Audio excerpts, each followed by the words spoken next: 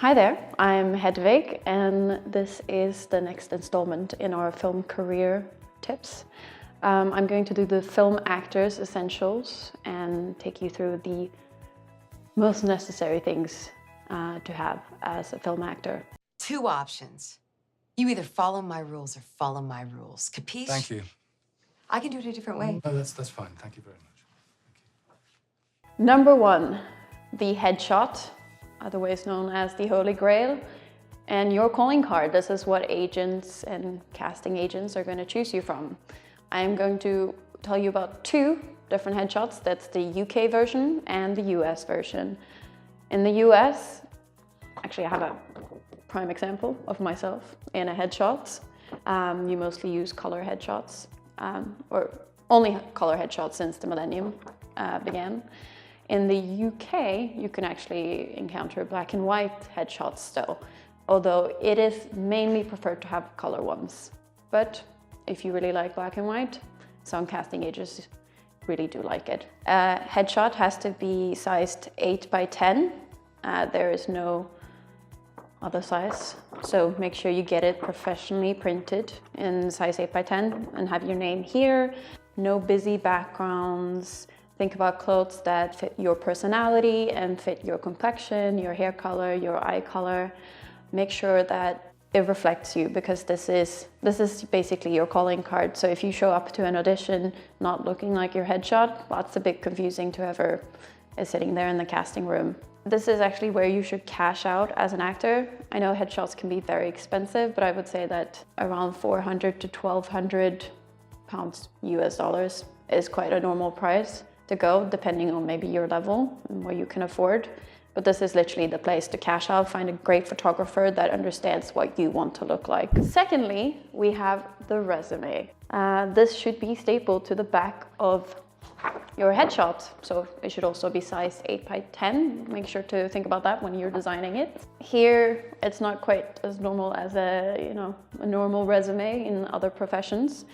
Here you will have your name on the top, and then you might have eye color, height, weight, those kind of stats. It's important that you are truthful with your stats. After that, you will have your credits.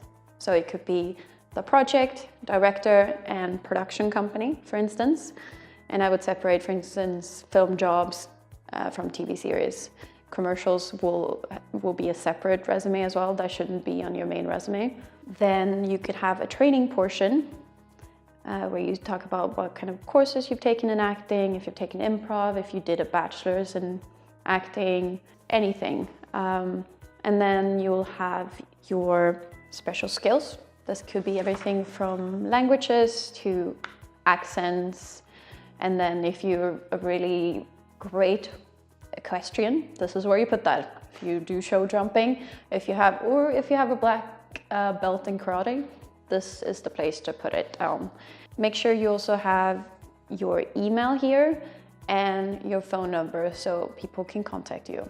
Number three, the show reel. This is your time to shine. This is the moment where you can show off your acting chops in live action. I would recommend a show reel to be between 1 to 1.5 minutes, and it should be a collection of what you think are your best performances. And here I want to point out something. If you worked as a role as a barista at Starbucks while Matthew McConaughey was ordering a coffee and you had a one line there, do not include that, because we don't care. That is not your best moment. Just because Matthew McConaughey is in the shot does not mean that anyone is going to be impressed. This is about you, and it's supposed to show your acting range. And also, do not include just 5 clips of you crying in every scene. I think that's just gonna upset. It's just gonna make people stressed, and not maybe do lots of angry scenes. You just show a collection of it so we can see that you are a dynamic actor. Sometimes it is tempting, for instance, if you shot something on a red camera, you don't think it's your best performance, but because it was shot on a red camera, you're like, oh, but it looks so good. But if it's not your best performance, I wouldn't recommend including it. Just show the best of you. That's what this is for. Number 4, a rehearsed monologue. I would actually put this into the previous point as well, because if you are starting out in acting, I would recommend you actually film a monologue, like a short 1 to 1.5 minutes. It's a good thing to do if you don't have anything and you really want to show your acting off. For the rehearsed monologue, do not do film monologues. For instance, if you do a monologue from a really famous film, the people watching your rehearsed monologue, they already have an image of the person who did it originally. And if that was an Oscar performance, you're not going to make the cut. And I also wouldn't recommend choosing monologues from very famous plays, because most likely they've been done by great actors before.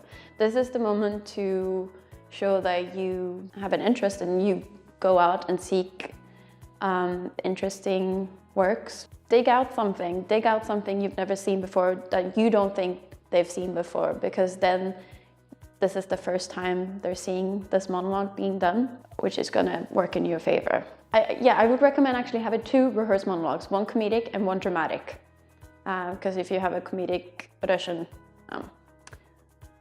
it doesn't make sense to show up with the dramatic one. Number 5, I would recommend that you get a website, which you can simply create with, for instance, Squarespace or Wix. And here you can, I would suggest maybe the first page be a headshot of you and a bio.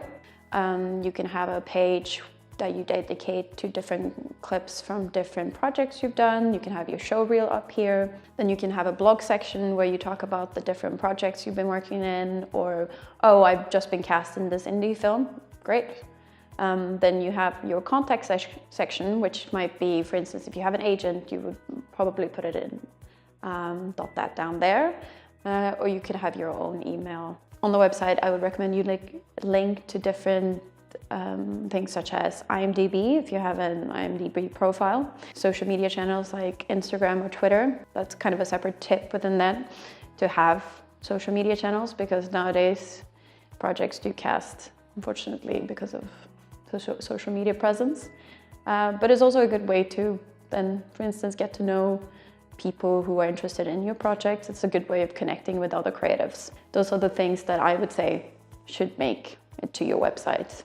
Number 6, this is a tip about cold readings. This is something you're going to encounter quite a lot at film auditions specifically, or TV. Sometimes you might just get it 10 minutes before because the project is very secretive, and what the heck do you do if you get it 10 minutes before? You don't have any time to prepare, and you certainly don't have time to memorize the text. First thing to do, take a big breath. You're gonna get through this. Then make one strong choice, since you don't have time to memorize it. And it's a bit of a disfavor calling it a cold reading, because you should not read the text. What I would say to do is that when somebody's, for instance, the casting agent might be the one reading with you, let them give you the line, then you take in the line that you just received. You're listening, of course. They want to see you listening. Then look down on your paper, read in your head. And then look up and deliver the line, because you should not read, because a casting agent cannot understand anything of your acting if you're just looking down on a paper. So take in the line, listen, react, look down on your paper, get that line. If it's a long piece, then you do it bit by bit. Literally, just take your time. They want to see you act, not see you read. Tip number 7. This is a quality you should acquire, which is time management. This is maybe one of the most important things I can teach you today. It's be on time. If you're late to an audition, screw you, because there's a million other people looking like you, so they're gonna get the role instead. Casting agents, they really prefer people being on time, because it saves them a lot of time. They're gonna see a lot of actors that day, and you're just gonna start off with a negative impression. That's your first impression, you were late. You don't want that. You want to be the one who is on time. As an actor, you should think of yourself to boost your ego. You should think, I am irreplaceable, but sometimes you need to think, I am replaceable. And this is the moment. Finally, my last tip, number 8, is to have patience. It's difficult to be an actor because you're going to receive so many no's that you might go mad. There's going to be no, no, no, and then finally a yes. And then all the no's are going to be totally worth it. But just think of it as, okay, I might get 20 no's, but then I'm gonna get a yes. So have patience, you can do it. And just never quit, because this is what you love to do. So just do it! Make your dreams come true! That was the last of me today. I know you're gonna miss me, but I leave you with these tips and I hope it's gonna really help someone out there. You know, subscribe down below. There might be some more videos coming up. I mean, there are definitely going to be some more videos coming up. So subscribe, like, no dislikes here. You know, we're all friends.